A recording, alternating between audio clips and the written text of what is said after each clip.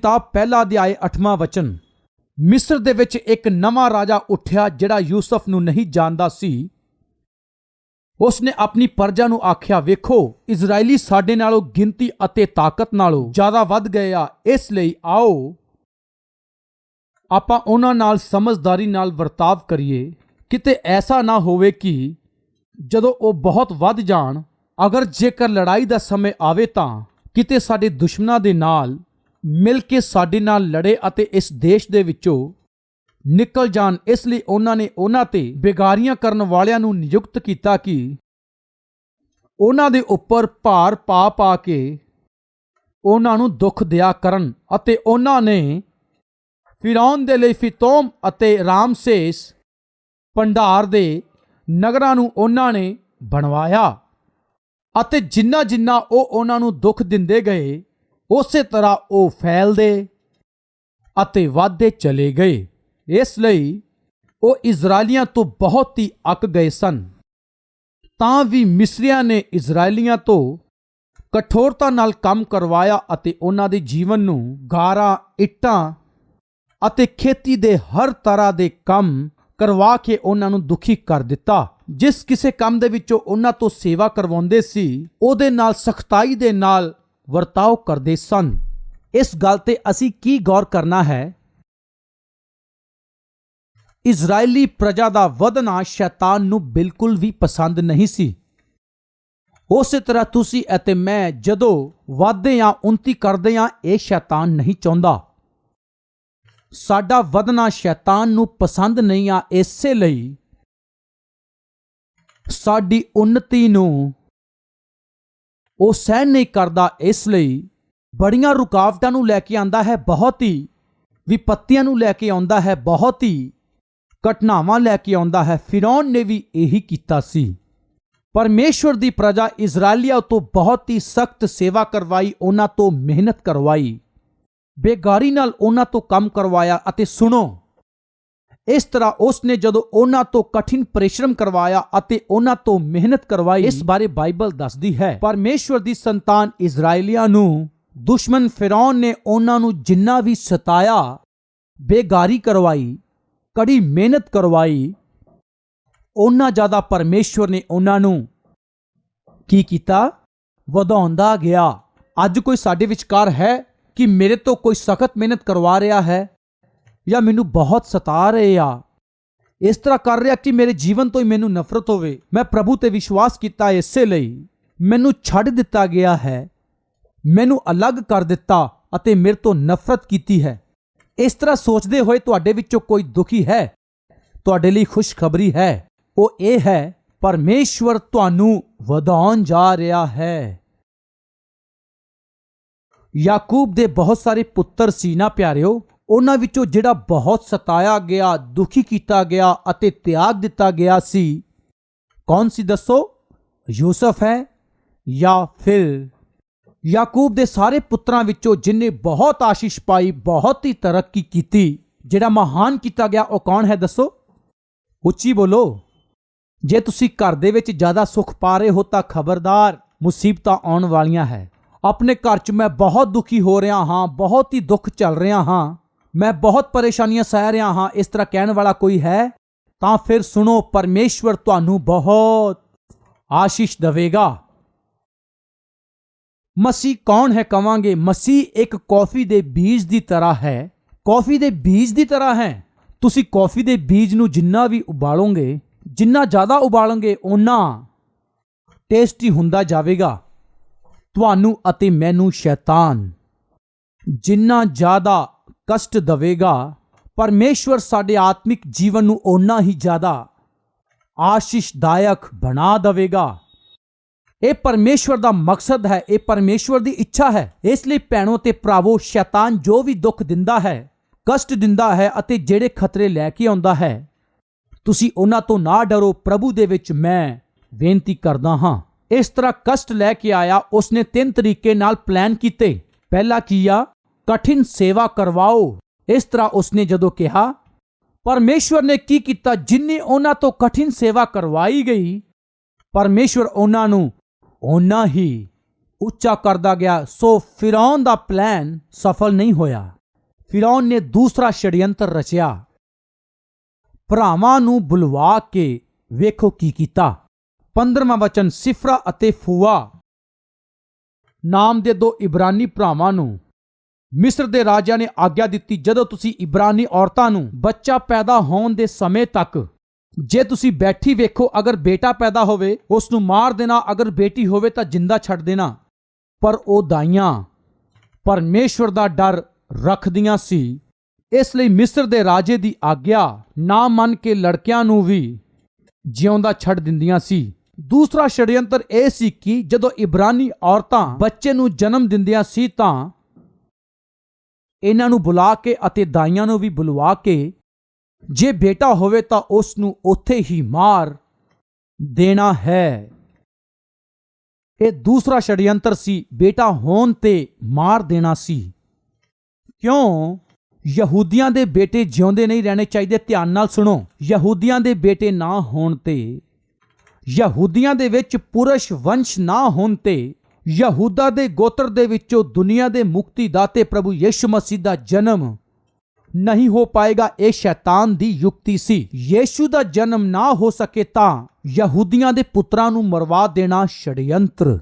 ਲੇਕਿਨ ਇਸ ਤਰ੍ਹਾਂ ਹੋਇਆ ਕਿ ਉਹ ਦਾਈਆਂ ਪਰਮੇਸ਼ਵਰ ਦੀ ਆਗਿਆ ਮੰਨਦੀਆਂ ਸੀ ਅਤੇ ਇਸ ਲਈ ਉਹਨਾਂ ਨੇ ਪਰਮੇਸ਼ਵਰ ਦਾ ਡਰ ਰੱਖ ਕੇ ਲੜਕਿਆਂ ਨੂੰ ਵੀ ਜਿੰਦਾ ਛੱਡ ਦਿੰਦੀਆਂ ਸੀ। ਉੱਪਰ ਦੇ ਅਧਿਕਾਰੀ ਹੀ ਮੌਕਾ ਦਿੰਦੇ ਸੀ, ਉੱਪਰ ਦੇ ਅਧਿਕਾਰੀ ਹੀ ਆਗਿਆ ਜਾਰੀ ਕਰਦੇ ਸੀ ਕਿ ਐਬੋਰਸ਼ਨ ਕਰ ਦਿਓ ਜਾਂ ਫਿਰ ਜੋ ਬੱਚਾ ਜਨਮ ਦੇ ਉਹਨੂੰ ਮਾਰ ਦੇਣਾ।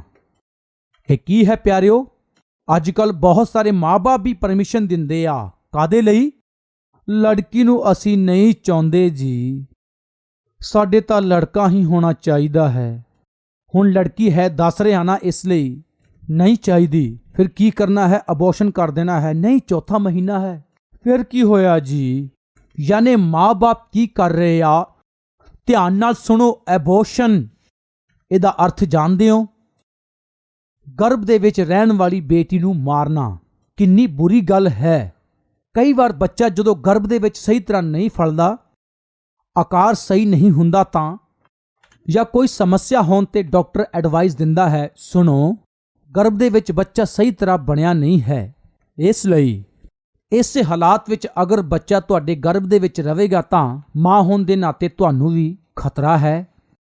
ਇਸ ਤਰ੍ਹਾਂ ਕਈ ਵਾਰ ਡਾਕਟਰ ਲੋਕ ਵੀ ਐਡਵਾਈਸ ਦਿੰਦੇ ਆ। ਡਾਕਟਰ ਐਡਵਾਈਸ ਦੇਣ ਤੇ ਆਮ ਤੌਰ ਤੇ ਅਸੀਂ ਮੰਨ ਲੈਂਦੇ ਆ ਕਿਉਂਕਿ ਸਾਡੇ ਨਾਲੋਂ ਜ਼ਿਆਦਾ ਉਹ ਡਾਕਟਰੀ ਨੂੰ ਜਾਣਦੇ ਆ। ਇਸ ਲਈ ਐਸੇ ਸਮੇਂ 'ਚ ਪ੍ਰਾਰਥਨਾ ਕਰਕੇ ਇੱਕ ਫੈਸਲਾ ਕਰੋ। ਇਸ ਤੋਂ ਇਲਾਵਾ ਨਹੀਂ ਸਾਨੂੰ ਬੇਟਾ ਚਾਹੀਦਾ, ਬੇਟੀ ਨਹੀਂ ਚਾਹੀਦੀ, ਫਿਰ ਤੋਂ ਲੜਕਾ ਨਹੀਂ ਚਾਹੀਦਾ, ਫਿਰ ਤੋਂ ਲੜਕੀ ਨਹੀਂ ਚਾਹੀਦੀ, ਐਬੋਰਸ਼ਨ ਕਰ ਦਿਓ। ਨੋ, ਇਹ ਗੱਲ ਤੁਹਾਡੇ ਲਈ ਬਿਲਕੁਲ ਵੀ ਠੀਕ ਨਹੀਂ ਆ।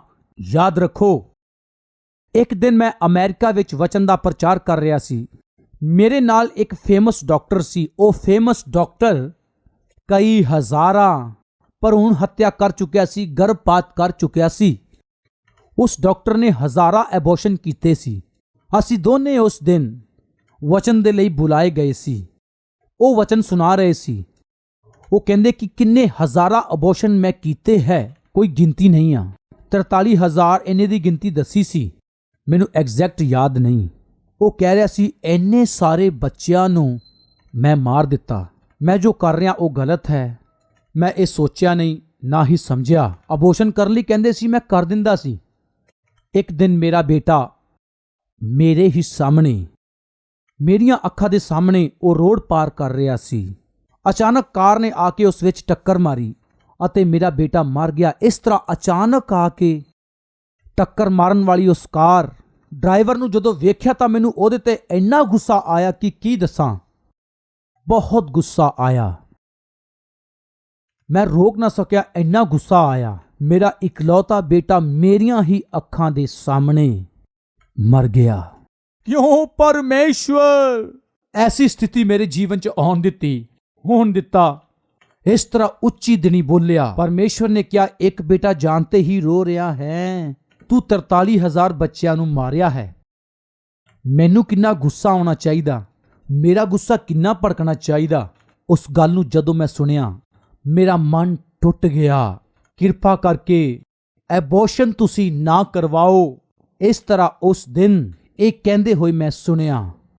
ਭੈਣੋ ਅਤੇ ਭਰਾਵੋ, ਉਸ ਦਿਨ ਦਾਈਆਂ ਨੇ ਕੀ ਕੀਤਾ? ਮਿਸਰ ਦੇ ਰਾਜੇ ਦੀ ਆਗਿਆ ਤੋਂ ਵੀ ਵੱਧ ਕੇ ਸਵਰਗ 'ਚ ਰਹਿਣ ਵਾਲੇ ਪਰਮੇਸ਼ਵਰ ਦੀ ਆਗਿਆ ਨੂੰ ਉਹਨਾਂ ਨੇ ਮੰਨਿਆ। ਪਰਮੇਸ਼ਵਰ ਦਾ ਡਰ ਰੱਖ ਕੇ ਕੀ ਲਿਖਿਆ ਹੈ? ਬੇਟਿਆਂ ਨੂੰ ਜ਼ਿੰਦਾ ਛੱਡ ਦਿੱਤਾ। ਪਿਆਰਿਓ, ਨਾ ਮਾਰੋ ਇਸ ਵਚਨ ਨੂੰ ਸੁਣਨ ਵਾਲਿਓ। ਜੇ ਪਰਮੇਸ਼ਵਰ ਨੇ 2 ਬੇਟੀਆਂ ਦਿੱਤੀਆਂ ਅਤੇ ਤੁਸੀਂ ਫਿਰ ਤੋਂ ਗਰਭਵਤੀ ਹੋ, ਹੁਣ ਤੁਸੀਂ ਸੋਚਦੇ ਹੋ ਸਾਨੂੰ ਲੜਕੀ ਨਹੀਂ ਚਾਹੀਦੀ। ਪਰਮੇਸ਼ਵਰ ਦੇ ਦਿੱਤੇ ਜਾਣ ਵਾਲੇ ਗਿਫਟ ਨੂੰ, ਫਲ ਨੂੰ ਨਾ ਕਹਿਣ ਦਾ ਤੁਹਾਡੇ ਕੋਲ ਕਿਹੜਾ ਅਧਿਕਾਰ ਹੈ? ਇਸ ਗੱਲ ਤੇ ਗੌਰ ਕਰੋ। ਅੱਜ ਕੱਲ ਅਧਿਕਾਰੀ ਲੋਕ ਹੀ ਹੁਕਮ ਦੇ ਰਹੇ ਆ ਗੈਰ ਕਾਨੂੰਨੀ ਕੰਮ ਕਰਨ ਦੇ ਲਈ। MNC ਕੰਪਨੀ ਦੇ ਵਿੱਚ ਪਰਮਿਸ਼ਨ ਕੀ ਹੈ ਜਾਣਦੇ ਹੋ? ਸ਼ੁੱਕਰਵਾਰ ਹੋਣ ਤੇ ਚਲੋ ਚੱਲਾਂਗੇ ਨਾਈਟਸ ਕਲੱਬ ਦੇ ਵਿੱਚ ਅਤੇ ਪਬ ਦੇ ਵਿੱਚ, ਰਿਸੋਰਟ ਚੱਲਾਂਗੇ। ਇੱਕ ਈਵਨਿੰਗ ਦੇ ਵਿੱਚ ਤਾਂ ਇੱਕ ਦਿਨ ਆਪਾਂ ਮौज ਮਸਤੀ ਕਰਾਂਗੇ। ਉਹ ਇਸ ਗੱਲ ਨੂੰ ਕਹਿ ਕੇ ਪਾਰਟੀਆਂ ਕਰ ਰਹੇ ਆ ਅਤੇ ਰਿਸੋਰਟਸ ਨੂੰ ਬੁੱਕ ਕਰ ਰਹੇ ਆ। ਇਸ ਤਰ੍ਹਾਂ ਕਿਉਂ ਕਰਦੇ? ਕਹਿੰਦੇ ਤੁਸੀਂ 5 ਦਿਨ ਟੈਨਸ਼ਨ ਨਾਲ ਕੰਮ ਕਰਦੇ ਹੋ, ਇਸ ਲਈ ਇੱਕ ਦਿਨ ਪੂਰਾ ਇੰਜੋਏ ਕਰਾਂਗੇ ਕਹਿ ਕੇ ਇਸਤਰੀ ਪੁਰਸ਼ ਦਾ ਕੋਈ ਭੇਦਭਾਵ ਨਾ ਕਰਕੇ ਉਤਸ਼ਾਹਿਤ ਕਰ ਰਹੇ ਆ। ਅਧਿਕਾਰੀ ਹੀ ਇਸ ਕੰਮਾਂ ਨੂੰ ਕਰ ਰਹੇ ਆ। ਕਈ ਵਾਰ ਕਹਿੰਦੇ ਆ ਕਿ ਵਿਦੇਸ਼ੀ ਟ੍ਰਿਪ ਨੂੰ ਚੱਲਾਂਗੇ, ਪੂਰੀ ਟੀਮ ਨੂੰ ਹੀ ਲੈ ਕੇ ਜਾਂਦੇ ਆ। ਕਦੀ ਮਲੇਸ਼ੀਆ, ਕਦੀ ਥਾਈਲੈਂਡ, ਕਦੀ ਦੁਬਈ, ਇਸ ਤਰ੍ਹਾਂ ਕਈ ਦੇਸ਼ਾਂ ਵਿੱਚ ਪੂਰੀ ਟੀਮ ਲੈ ਕੇ ਜਾਂਦੇ ਆ ਅਤੇ ਕਿਨੋਨੇ ਕੰਮਾਂ ਨੂੰ ਕਰਦੇ ਆ। ਇਹਨਾਂ ਨੂੰ ਕੌਣ ਉਤਸ਼ਾਹਿਤ ਕਰ ਰਿਹਾ ਹੈ? ਅਧਿਕਾਰੀ। ਜੇ ਅਧਿਕਾਰੀ ਹੀ ਇਸ ਤਰ੍ਹਾਂ ਕਰ ਰਹੇ ਆ, ਅਸੀਂ ਕਰਾਂਗੇ ਕੀ ਗਲਤ ਆ? ਸਾਡੇ ਉੱਪਰ ਦਾ ਅਧਿਕਾਰੀ ਰਿਸ਼ਵਤ ਲੈਂਦਾ ਹੈ, ਜੇ ਲੋਕ ਸਾਨੂੰ ਦੇਵੇ ਇਹ ਕੀ ਗਲਤ ਆ? ਉੱਪਰ ਦਾ ਡਾਕਟਰ ਹੀ ਇਸ ਤਰ੍ਹਾਂ ਦੇ ਆਪਰੇਸ਼ਨ ਕਰਨ ਦੇ ਲਈ ਕਹਿ ਰਿਹਾ ਹੈ ਅਤੇ ਫਿਰ ਅਸੀਂ ਕਿਉਂ ਸਹਿਮਤ ਹੁੰਨੇ? ਉੱਪਰ ਦੇ ਅਧਿਕਾਰੀਆਂ ਨੇ ਹੀ ਕਿਹਾ ਸੀ ਇਹਨਾਂ ਦਾਈਆਂ ਨੂੰ, ਹਿਬਰੀਆਂ ਦੇ ਪੁੱਤਰਾਂ ਨੂੰ ਮਾਰ ਦਿਓ। ਮਾਰ ਦੇਣਾ ਇਸ ਤਰ੍ਹਾਂ ਆਗਿਆ ਦਿੱਤੀ, ਲੇਕਿਨ ਇਹ ਦਾਈਆਂ, ਰਾਜੇ ਜਾਂ ਫਿਰ ਉੱਪਰ ਦੇ ਅਧਿਕਾਰੀ ਤੋਂ ਇਹ ਲੋਕ ਨਹੀਂ ਡਰਦੇ।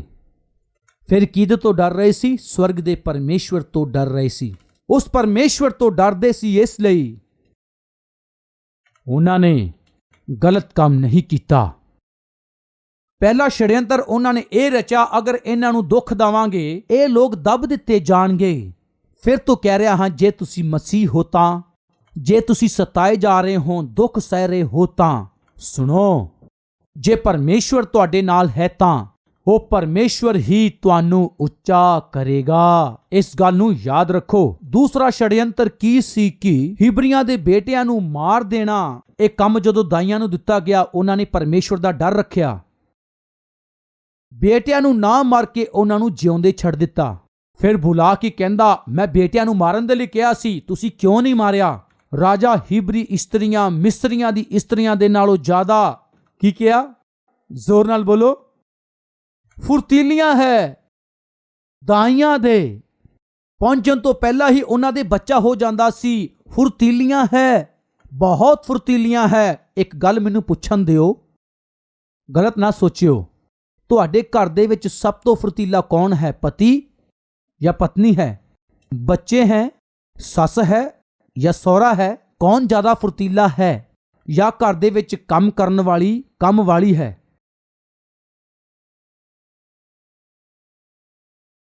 ਕਿਉਂ ਪਿਆਰਿਓ?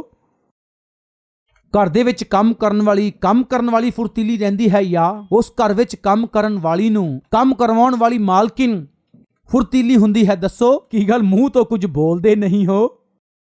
ਤੁਸੀਂ ਦੱਸੋਗੇ ਭੈਣੋ, ਘਰ ਦੇ ਵਿੱਚ ਕੰਮ ਕਰਨ ਵਾਲੀ ਫੁਰਤੀਲੀ ਹੁੰਦੀ ਹੈ ਜਾਂ ਫਿਰ ਕੰਮ ਦੱਸਣ ਵਾਲੀ ਮਾਲਕਿਨ?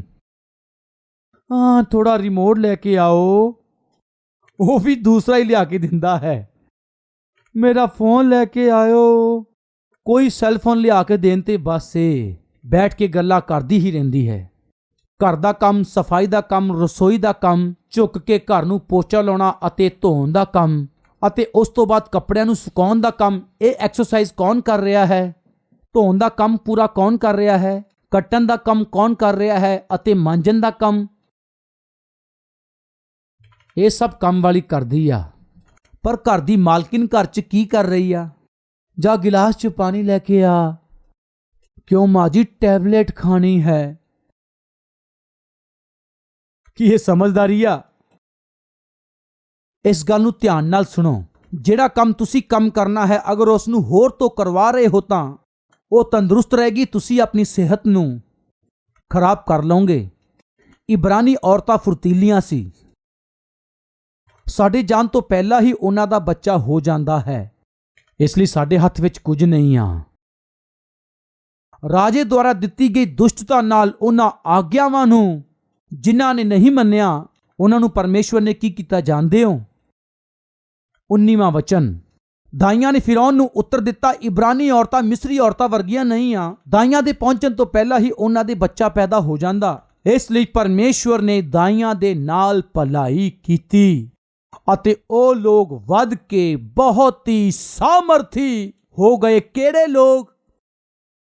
ਜਿਨ੍ਹਾਂ ਨੇ ਜ਼ੁਲਮ ਨਹੀਂ ਕੀਤਾ। ਕਿਹੜੇ ਲੋਕ? ਪਰਮੇਸ਼ਵਰ ਦਾ ਡਰ ਰੱਖਣ ਵਾਲੇ ਲੋਕ। ਕਿਹੜੇ ਲੋਕ?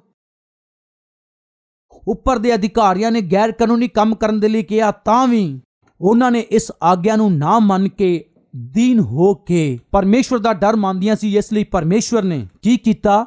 ਸਾਮਰਥੀ ਬਣਾ ਦਿੱਤਾ। ਭੈਣੋ ਤੇ ਭਰਾਵੋ, ਜੇ ਤੁਹਾਡਾ ਅਧਿਕਾਰੀ ਗਲਤ ਕਰ ਰਿਹਾ ਹੈ ਤਾਂ ਮੈਂ ਗਲਤ ਕਰਾਂ ਕੀ ਆ? ਮੇਰਾ ਪਿਤਾ ਹੀ ਗਲਤ ਹੈ, ਜੇ ਮੈਂ ਕਰਾਂ ਕੋਈ ਵੱਡੀ ਗੱਲ ਤਾਂ ਨਹੀਂ। ਜੇ ਮੇਰੀ ਮਾਂ ਗਲਤ ਕਰ ਰਹੀ ਹੈ, ਮੈਂ ਕਰਾਂ ਕੋਈ ਵੱਡੀ ਗੱਲ ਨਹੀਂ। ਜੇ ਇਸ ਤਰ੍ਹਾਂ ਤੁਸੀਂ ਸੋਚਦੇ ਹੋ, ਅੱਗੇ ਨਹੀਂ ਵੱਧ ਸਕੋਗੇ। ਜਦੋਂ ਰਾਜੇ ਨੇ ਗਲਤ ਕੰਮ ਕਰਨ ਦੇ ਲਈ ਕਿਹਾ ਤਾਂ ਦਾਈਆਂ ਨੇ ਕਿਹਾ, ਅਸੀਂ ਗਲਤ ਨਹੀਂ ਕਰਨਾ। ਜੇ ਡਾਕਟਰ ਗਲਤ ਕਰ ਰਿਹਾ ਹੈ ਨਰਸ ਹੋ ਕੇ, ਮੈਂ ਗਲਤ ਕੰਮ ਕੀ ਕਰਾਂ? ਸਾਵਧਾਨ, ਪਰਮੇਸ਼ਵਰ ਸਭ ਕੁਝ ਵੇਖ ਰਿਹਾ ਸੀ। ਦਾਈਆਂ ਨੇ ਗਲਤ ਨਹੀਂ ਕੀਤਾ। ਪ੍ਰਤੀਫਲ ਕੀ ਮਿਲਿਆ ਜਾਣਦੇ ਹੋ? ਪਰਮੇਸ਼ਵਰ ਨੇ ਉਹਨਾਂ ਦੇ ਵੰਸ਼ ਨੂੰ ਬਹੁਤ ਵਧਾ ਕੇ ਸਾਮਰਥੀ ਬਣਾ ਦਿੱਤਾ। ਸਾਡੇ ਵਿੱਚੋਂ ਕੋਈ ਹੈ? ਮੇਰਾ ਵੰਸ਼ ਬਹੁਤ ਹੀ ਸਾਮਰਥੀ ਰੂਪ ਦੇ ਵਿੱਚ ਵਧੇ। ਇਸ ਤਰ੍ਹਾਂ ਚਾਹੁਣ ਵਾਲੇ ਹੈ ਤਾਂ ਆਪਣੇ ਹੱਥ ਵਿਖਾਓ। ਕਿਰਪਾ ਕਰਕੇ ਗਲਤੀਆਂ ਨਾ ਕਰੋ, ਪਾਪਮय ਕੰਮ ਨਾ ਕਰੋ। ਇਸ ਨੂੰ ਤੁਹਾਡੇ ਵਿੱਚੋਂ ਹਰ ਇੱਕ ਆਪਣੇ ਮਨ ਤੇ ਲਿਖ ਲਏ। ਇਸ ਤਰ੍ਹਾਂ ਬਹੁਤ ਹੀ ਉੱਤਮ ਫੈਸਲਾ ਹੈ। ਬੇਗਾਰੀ ਨਾਲ ਕੰਮ ਕਰਵਾਇਆ, ਇਹ ਛੜਯੰਤਰ ਸਫਲ ਨਹੀਂ ਹੋਇਆ। ਦਾਈਆਂ ਦੁਆਰਾ ਬੱਚੇ ਮਾਰਨੇ ਚਾਹੇ ਪਰ ਸਫਲ ਨਹੀਂ ਹੋਏ। ਆਖਰ ਦੇ ਵਿੱਚ ਫਿਰੌਨ ਨੇ ਕਿਹਾ, ਇੱਕ ਕੰਮ ਕਰਾਂਗੇ। ਫਿਰੌਨ ਨੇ ਆਪਣੀ ਸਾਰੀ ਪ੍ਰਜਾ ਨੂੰ ਆਗਿਆ ਦਿੱਤੀ। ਉਹ ਆਗਿਆ ਕੀ ਸੀ ਜਾਣਦੇ ਹੋ? ਹਿਬਰੀਆਂ ਦੇ ਜਿੰਨੇ ਬੇਟੇ ਪੈਦਾ ਹੋਣ, ਉਹਨਾਂ ਸਾਰਿਆਂ ਨੂੰ ਤੁਸੀਂ ਲੈ ਜਾ ਕੇ, ਉਹਨਾਂ ਬੇਟਿਆਂ ਨੂੰ ਤੁਸੀਂ ਸਾਰੇ ਲੈ ਜਾ ਕੇ ਨੀਲ ਨਦੀ ਵਿੱਚ ਸੁੱਟ ਦੇਣਾ, ਮਾਰ ਦੇਣਾ, ਇਹ ਆਗਿਆ ਦਿੱਤੀ। ਹੁਣ ਦਾਈਆਂ ਦਾ ਕੋਈ ਕੰਮ ਨਹੀਂ ਆ। ਹਰ ਇੱਕ ਜਨ ਆਪਣੇ ਬੱਚਿਆਂ ਨੂੰ ਮਾਰ ਰਹੇ ਆ। ਕਿਉਂ ਇਸ ਤਰ੍ਹਾਂ ਕਰ ਰਹੇ ਆ? ਇਸ ਤਰ੍ਹਾਂ ਕਿਉਂ ਹੋ ਰਿਹਾ ਹੈ? ਫਿਰੌਨ ਨੂੰ ਚੰਗਾ ਨਹੀਂ ਲੱਗਿਆ ਇਬਰੀਆਂ ਦਾ ਜਿੰਦਾ ਰਹਿਣਾ। ਫਿਰੌਨ ਦੇ ਪਿੱਛੇ ਕੌਣ ਸੀ? ਸ਼ੈਤਾਨ ਸੀ। ਸ਼ੈਤਾਨ ਨੂੰ ਪਸੰਦ ਨਹੀਂ ਸੀ ਇਬਰਾਨੀਆਂ ਦਾ ਜਿੰਦਾ ਰਹਿਣਾ। ਇਹ ਕਿਉਂ? ਯਹੂਦੀ ਪਰਮੇਸ਼ਵਰ ਦੇ ਚੁਣੇ ਗਏ ਲੋਕ ਸੀ। ਉਹਨਾਂ ਯਹੂਦੀਆਂ ਵਿੱਚੋਂ ਹੀ, ਦਾਊਦ ਦੇ ਘਰਾਣੇ ਵਿੱਚੋਂ ਹੀ ਜਗਤ ਦਾ ਉद्धारकर्ता ਯੀਸ਼ੂ ਜਨਮ ਲੈਣ ਵਾਲਾ ਸੀ।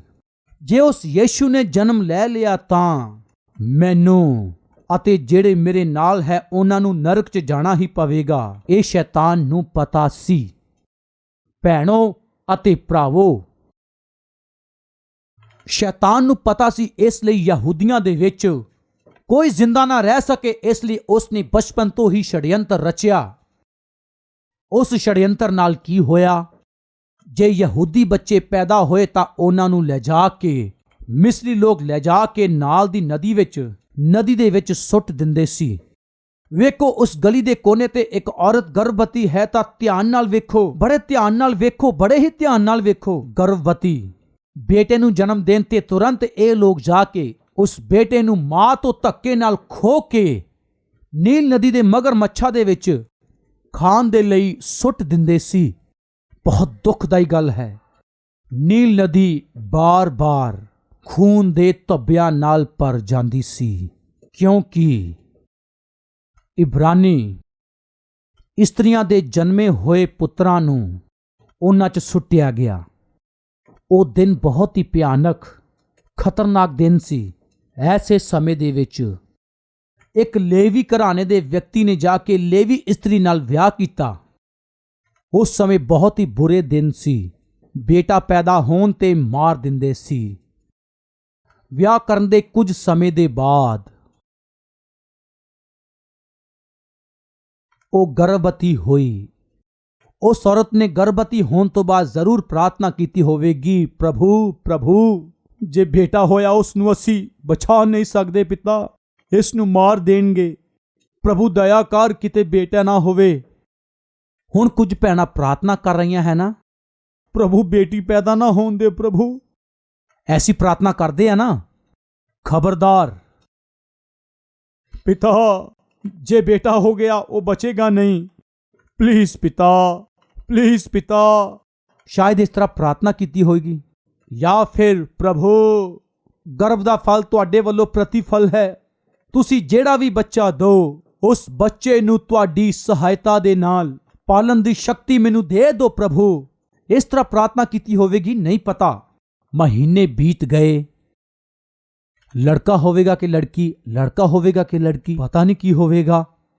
ਬੇਟਾ ਪੈਦਾ ਹੋਇਆ, ਪਤਾ ਚੱਲਣ ਤੇ ਬਸ ਹੁਣ ਫਿਰੌਨ ਦੇ ਅਧਿਕਾਰੀਆਂ ਦੀ ਆਉਣ ਦੀ ਲੋੜ ਨਹੀਂ ਸੀ। ਗਵਾਂਢੀ ਮਿਸਰੀ ਲੋਕ ਉਸ ਬੱਚੇ ਨੂੰ ਵੇਖਣ ਆਣਗੇ, ਚੱਕ ਕੇ ਲੈ ਜਾਣਗੇ। ਐਸੇ ਭਿਆਨਕ ਦਿਨਾਂ ਦੇ ਵਿੱਚ ਉਹ ਲੇਵੀ ਇਸਤਰੀ ਗਰਭਵਤੀ ਹੋ ਕੇ ਬੇਟੇ ਨੂੰ ਜਨਮ ਦਿੱਤਾ। ਉਹ ਤੜਫੀ ਹੋਈ ਹੋਵੇਗੀ, ਬੜੀ ਪਰੇਸ਼ਾਨ ਹੋਵੇਗੀ, ਪਿਤਾ ਮੈਂ ਕਿਹਾ ਸੀ ਕਿ ਬੇਟਾ ਨਾ ਹੋਵੇ, ਬੇਟੇ ਦੇ ਜਨਮ ਹੋਣ ਤੇ ਮਾਰ ਦੇਣਗੇ। ਆਪਣੇ ਹੱਥਾਂ ਨਾਲ ਮੇਰੇ ਬੇਟੇ ਨੂੰ ਉਹਨਾਂ ਦੁਸ਼ਟਾਂ ਨੂੰ ਕਿਵੇਂ ਦੇ ਸਕਾਂਗੀ, ਕਿਉਂ ਇਸ ਤਰ੍ਹਾਂ ਕੀਤਾ। ਇਸ ਤਰ੍ਹਾਂ ਰੋਈ ਹੋਏਗੀ, ਮੈਨੂੰ ਨਹੀਂ ਪਤਾ, ਲੇਕਿਨ ਬੇਟਾ ਪੈਦਾ ਹੋਇਆ। ਉਸ ਬੇਟੇ ਦੇ ਜਨਮ ਲੈਣ ਤੇ ਉਸ ਮਾਂ ਨੇ ਇੱਕ ਫੈਸਲਾ ਕੀਤਾ। ਖਤਰਿਆਂ ਦੇ ਵਿੱਚ, ਮੌਤ ਦੀ ਆਗਿਆ ਦੇ ਵਿੱਚ, ਦੁਸ਼ਟ ਫਿਰੌਨ ਦੇ ਅਧਿਕਾਰ ਦੇ ਵਿੱਚ ਆਪਣੇ ਇਸ ਬੇਟੇ ਨੂੰ ਜ਼ਿੰਦਾ ਰੱਖਾਂਗੀ। ਮੇਰੇ ਇਸ ਪੁੱਤਰ ਨੂੰ ਲੋਕਾਂ ਦੇ ਅਗੂਏ ਦੇ ਰੂਪ ਦੇ ਵਿੱਚ ਪਾਲਾਂਗੀ। ਪ੍ਰਭੂ ਐਸੀ ਸ਼ਕਤੀ ਮੈਨੂੰ ਦੇ ਦਿਓ। ਪ੍ਰਾਰਥਨਾ ਕੀਤੀ। ਫਿਰ ਕੀ ਹੋਇਆ? ਇੱਕ ਗਰੀਬ ਇਸਤਰੀ, ਲੇਵੀ ਘਰਾਣਾ ਇੱਕ ਗਰੀਬ ਘਰਾਣਾ ਸੀ। ਗਰੀਬ ਇਸਤਰੀ, ਬੇਟੇ ਦਾ ਜਨਮ ਨਹੀਂ ਹੋਣਾ ਸੀ, ਹੁਣ ਤੇ ਗਵਾਉਣਾ ਪਵੇਗਾ।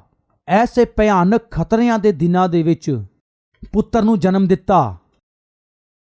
ਇਸ ਤਰ੍ਹਾਂ ਬੇਟਾ ਜਨਮਿਆ ਹੀ ਨਹੀਂ, ਇਜ਼ਰਾਈਲੀਆਂ ਦੇ ਵਿੱਚ ਇਸ ਆਗਿਆ ਨੂੰ ਜਿਸ ਨੇ ਦਿੱਤਾ, ਇਜ਼ਰਾਈਲੀਆਂ ਦੇ ਵਿੱਚ ਬੇਟਾ ਜਨਮ ਲੈਣ ਤੇ ਉਸ ਨੂੰ ਨੀਲ ਨਦੀ ਵਿੱਚ ਸੁੱਟ ਕੇ ਜ਼ਰੂਰ ਮਾਰ ਦੇਣਾ। ਸਾਰੇ ਮਿਸਰੀਆਂ ਨੂੰ ਜਿਸ ਨੇ ਆਗਿਆ ਦਿੱਤੀ, ਉਸ ਫਿਰੌਨ ਦੇ ਗਲੇ ਦੇ ਵਿੱਚ ਫਾਂਸੀ ਦਾ ਫੰਦਾ ਲਾਉਣ ਦੇ ਲਈ ਉਸ ਇਸਤਰੀ ਨੇ ਆਪਣੇ ਬੇਟੇ ਨੂੰ ਪਾਲਿਆ। ਇਸਤਰੀ ਕੌਣ ਸੀ? ਉਹ ਮਾਂ ਕੌਣ ਸੀ? ਗਰੀਬ ਮਾਂ ਸੀ, ਲੇਕਿਨ ਸਾਮਰਥੀ ਮਾਂ ਕੌਣ ਹੈ? ਆਉਣ ਵਾਲੇ ਸਮੇਂ ਦੇ ਵਿੱਚ ਇਸ ਸੰਦੇਸ਼ ਨੂੰ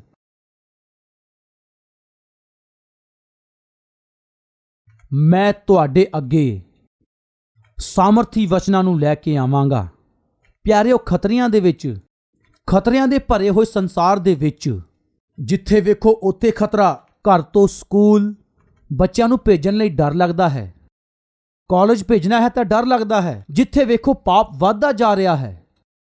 ਐਸੇ ਖਤਰਨਾਕ ਸੰਸਾਰ ਦੇ ਵਿੱਚ ਕਿਸ ਤਰ੍ਹਾਂ ਆਪਣੇ ਪਰਿਵਾਰ ਨੂੰ ਅਸੀਂ ਬਚਾਉਣਾ ਹੈ, ਕਿਵੇਂ ਅਸੀਂ ਆਪਣੇ ਬੱਚਿਆਂ ਦਾ ਬਚਾਵ ਕਰਨਾ ਹੈ, ਕਿਸ ਤਰ੍ਹਾਂ ਲੇਵੀ ਇਸਤਰੀ ਨੇ ਆਪਣੇ ਬੇਟੇ ਦੀ ਰਾਖੀ ਕੀਤੀ, ਉਸੇ ਤਰ੍ਹਾਂ ਅਸੀਂ ਵੀ ਉਹਨਾਂ ਗੱਲਾਂ ਨੂੰ ਅਗਰ ਅਸੀਂ ਮੰਨਾਂਗੇ, ਜ਼ਰੂਰ ਅਸੀਂ ਆਪਣੇ ਪਰਿਵਾਰ ਨੂੰ, ਨੌਕਰੀ ਨੂੰ, ਬੱਚਿਆਂ ਨੂੰ, ਕਲੀਸਿਆਂ ਨੂੰ ਬਚਾ ਸਕਾਂਗੇ। ਕਿੰਨੇ ਐਸਾ ਅਨੁਗ੍ਰਹ ਚਾਹੁੰਦੇ ਆ ਤਾਂ ਫਿਰ ਆਓ ਅਸੀਂ ਮਿਲ ਕੇ ਪ੍ਰਾਰਥਨਾ ਕਰੀਏ। ਆਓ ਫਰੈਂਡਸ, ਮਿਲ ਕੇ ਪ੍ਰਾਰਥਨਾ ਕਰੀਏ।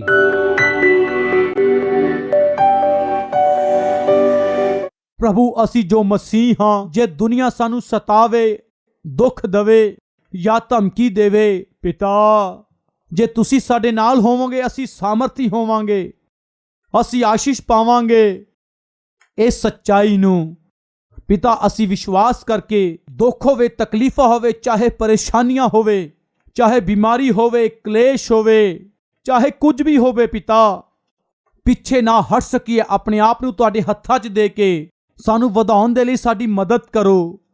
ਸ਼ੈਤਾਨ ਨਹੀਂ ਚਾਹੁੰਦਾ ਅਸੀਂ ਉન્નਤੀ ਕਰੀਏ, ਸ਼ੈਤਾਨ ਨਹੀਂ ਚਾਹੁੰਦਾ ਅਸੀਂ ਮਜ਼ਬੂਤ ਹੋ ਜਾਈਏ, ਸ਼ੈਤਾਨ ਨਹੀਂ ਚਾਹੁੰਦਾ ਸਾਡੇ ਬੱਚੇ ਜੈਤੂਨ ਦੇ ਪੌਦਿਆਂ ਦੀ ਤਰ੍ਹਾਂ ਵਧਣ।